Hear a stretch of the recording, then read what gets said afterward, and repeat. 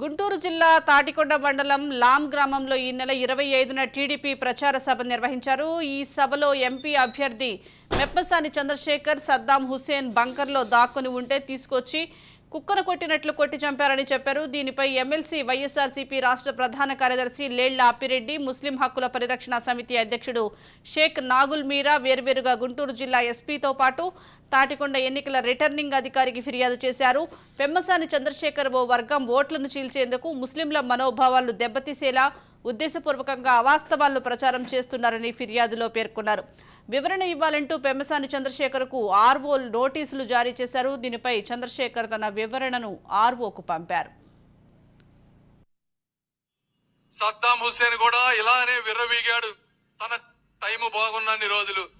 తర్వాత బంకర్లో ఉన్నా కూడా తీసుకొచ్చి కుక్కని కొట్టినట్టు కొట్టి చంపారు అని తెలియజేసుకుంటా ఉన్నాను. ఈ పరిస్థితి ఈ రోజు ఎలా ఉందంటే ఒక సద్దాం హుస్సేన్ లాగా బిహేవ్ చేస్తా ఉన్నారు మీరు.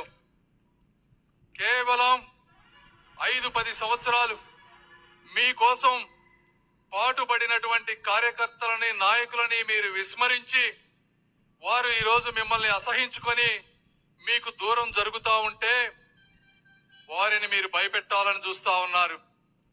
ఒకటే చెప్తున్నా, సద్దాం హుస్సేన్ కూడా ఇలానే విర్రవీగాడు తన టైము బాగున్నన్ని రోజులు. తర్వాత బంకర్లో ఉన్నా కూడా.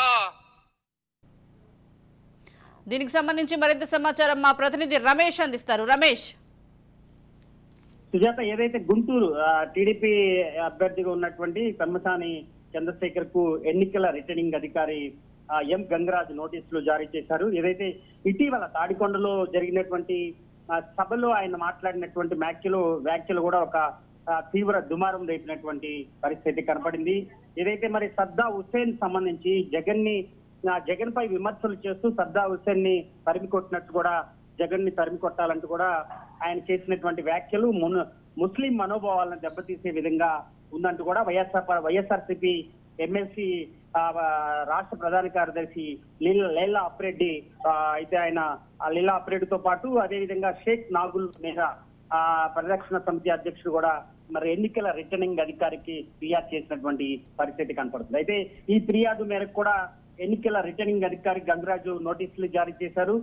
దీనిపైన వివరణ ఇవ్వాలంటూ కూడా ఎన్నికల అధికారికి ముందు హాజరు కావాలని కూడా ఆయన ఈ లెటర్ లో పేర్కొన్నటువంటి పరిస్థితి కనపడుతుంది. అయితే ఇదే సమయంలో సుజాత, మనం చూసుకోవచ్చు, తాడికొండలో జరిగినటువంటి చేసినటువంటి వ్యాఖ్యలు ఆ రోజే అటు వైసీపీ నుంచి కానీ ముస్లిం మైనార్టీ వర్గాల నుంచి కూడా తీవ్ర విమర్శలు ఎదుర్కొంటున్నటువంటి సమయంలో కూడా ఆయన దీనిపైన అధికారికంగా వివరణ ఇచ్చారు. వారికి ఏదైతే ముస్లిం మనోభావాలను దెబ్బతిన్న విధంగా వ్యాఖ్యలు ఉంటే కూడా క్షమాపణ కోరినటువంటి పరిస్థితి కనపడుతుంది. అయితే వైసీపీ పూర్తి స్థాయిలో ఎన్నికలు సమీపిస్తున్నటువంటి నేపథ్యంలో ప్రతి మాట కూడా ఖచ్చితంగా ఓట్ బ్యాంక్ మార్చుకునే అవకాశం ఉంది. ఎందుకంటే రెండు పార్టీలు, అటు ఉమ్మడి పార్టీ సంబంధించినటువంటి పార్టీ కానీ అటు వైసీపీ కానీ ఎన్నికల సమయంలో మాట్లాడేటప్పుడు మాత్రం ఒక ప్రజాప్రతినిధులుగా మరి ముందుకెళ్లేటువంటి సమయంలో ఖచ్చితంగా మాట్లాడేటువంటి ప్రతి మాట కూడా ఆచితూచి మాట్లాడాల్సినటువంటి సమయం ఎంతైనా ఉందని చెప్పుకోవచ్చు. అయితే ఈ మేరకే పెమ్మసాని చంద్రశేఖర్ గతంలో వివరణ ఇచ్చారు. దీనిపై అందుకున్న ఎంపీ అభ్యర్థి, గుంటూరు ఎంపీ అభ్యర్థి ఉన్నటువంటి పెమ్మసాని చంద్రశేఖర్ ఎన్నికల రిటర్నింగ్ అధికారికి కూడా దీనిపైన ఒక వివరణ రాసే అవకాశం ఉంది. దానిపైన మరి ఎవరైతే ఫిర్యాదు చేస్తారో వారిద్దరు కూడా ఎమ్మెల్సీ లేళ్ల అప్పిరెడ్డి గాని అటు నాగుల మేరగా మరి వారు ఇచ్చినటువంటి వివరణ మరి ఎంతవరకు వారికి సమ్మతంగా ఉండి దీనిపైన మరి ఎన్నికల అధికారి ఎలాంటి నిర్ణయం తీసుకుంటాడో మరి వేచి చూడాల్సినటువంటి పరిస్థితి. అయితే గతంలో కూడా అనేక సమయంలో ఆయా రాజకీయ పార్టీలకు సంబంధించినటువంటి నేతలు ఎన్నికల సమయంలో అనేక